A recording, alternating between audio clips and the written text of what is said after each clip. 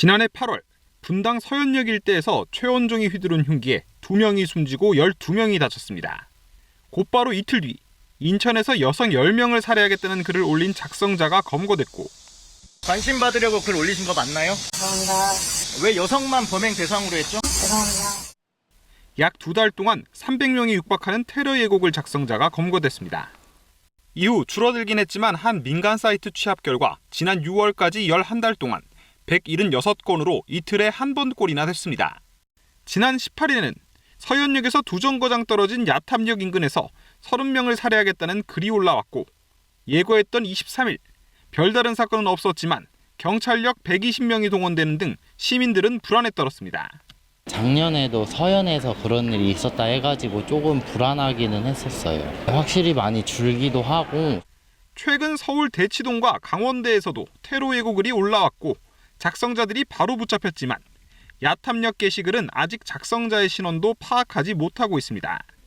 해외에 IP를 두고 익명성을 보장하는 커뮤니티의 경우 국제사법공조 절차까지 밟아야 해 추적에 많은 시간이 소요됩니다. 또 범인을 잡더라도 적용할 수 있는 법이 마땅치 않아 처벌 수위도 낮습니다. 대부분은 협박이나 공무집행방해 혐의로 형사처벌이 되어 처벌 수위가 미약합니다. 불특정 시민을 대상으로 한 살인 예고 범행에 대하여 형사처벌 강화가 필요합니다.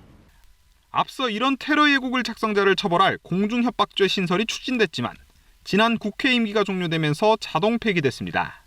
KBS 뉴스 박경준입니다. 얼굴도 모르는 시민들에게 흉기를 휘둘렀습니다. 이상동기 범죄라고 하죠. 올해 유독 기승이었습니다. 국민들은 가해자에 공분했습니다. 정부는 엄정 처벌을 약속했었죠. 반년이 지난 지금 상황은 얼마나 달라졌을까요? 이혜린 기자가 취재했습니다.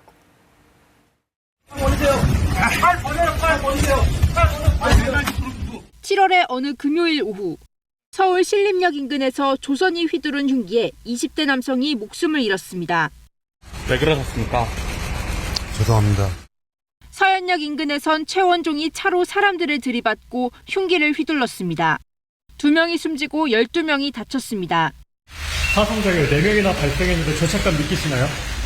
네. 피해자분들께 정말 죄송하고. 모두 평범한 시민들을 대상으로 한 범죄였습니다. 이런 범행의 편승에 살인 예고글도 잇따랐고 시민들의 불안감은 커졌습니다. 사상 처음으로 특별 치안 활동까지 벌인 경찰. 이상동기 범죄라는 이름을 붙여 처음으로 통계 파악에 나섰습니다. 그 결과 지난 8월까지 모두 23건이 이상동기 범죄로 분류됐는데 공통점은 범행 장소 정도입니다. 피해자 연령대에서도 큰 특징은 없었습니다. 때문에 예방을 위한 자료를 쓰기엔 한계가 있다는 지적이 나옵니다. 오히려 경제적 원인과 분노 등이 요인이라는 분석이 많은 만큼 더 심층적인 실태 조사가 필요합니다. 이상동기 범죄의 세세한 요인 등을 포함한 통계의 수립이 지금 시급하고요. 범정부 정책이 시급하지 않나 생각됩니다. 법적인 보완도 필요합니다. 엄중 처벌이 예고됐던 경찰 사칭 칼부림 예고글, 최근 집행유예가 선고됐습니다.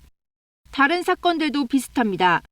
큰 혼란을 야기하고 많은 경찰력이 허비됐지만 현행 형법으로는 협박죄 정도를 적용할 수밖에 없기 때문입니다.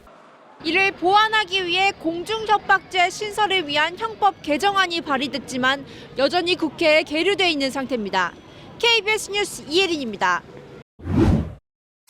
흉기 난동 이후 인터넷에 이른바 살인 예고글이 잇따라 올라오면서 정부가 형사뿐만 아니라 민사 책임까지 묻겠다고 밝혔었는데요. 오늘 처음으로 정부가 게시자를 상대로 손해배상 청구 소송을 제기했습니다. 황현규 기자가 보도합니다. 신림역에서 여성 20명을 살해하겠다. 강남역에서 흉기 난동을 벌이겠다. 지난 7월 신림동 흉기 난동 사건 이후 인터넷에 올라온 이른바 살인 예고글입니다. 조선시를 따라하려고 하셨던 겁니까? 시민들의 불안이 커지면서 정부도 강경 대응 기조를 밝혔습니다. 예고글이 많아지면 나중에 결국은 조금 더 용기를 내는 사람들이 생기게 마련입니다. 굉장히 강력하게 잡아야 된다라고. 결국 법무부는 살인 예고글을 올린 작성자에게 손해배상 청구 소송을 제기했습니다. 지난달 민사상 책임을 묻겠다고 밝힌 뒤 이뤄진 첫 소송입니다. 대상은 신림역 살인사건 닷새 뒤인 지난 7월 26일 한 인터넷 커뮤니티 게시판에 신림역 2번 출구에서 흉기난동을 부리겠다는 글을 올린 29살 최 모 씨입니다. 최 씨는 협박과 경찰 업무를 방해한 혐의 등으로 지난달 31일 재판에 넘겨졌지만 최 씨를 붙잡기 위해 열흘 동안 투입된 경찰력은 사이버 수사팀과 경찰 기동대 등 700명을 넘었습니다. 법무부는 이들에게 지급된 수당과 차량 유류비 등 모두 4,370만 원을 배상액으로 청구했습니다. 법무부는 다른 살인 예고글 작성자에 대해서도 민사소송을 검토 중이라며 형사책임뿐 아니라 민사책임까지 철저하게 물을 방침이라고 밝혔습니다. 신림동 흉기 난동 사건 이후 약 한 달 동안 인터넷에 올라온 살인 예고글은 모두 487건. 이 가운데 지난달까지 작성자 241명이 검거됐습니다. KBS 뉴스 황인규입니다.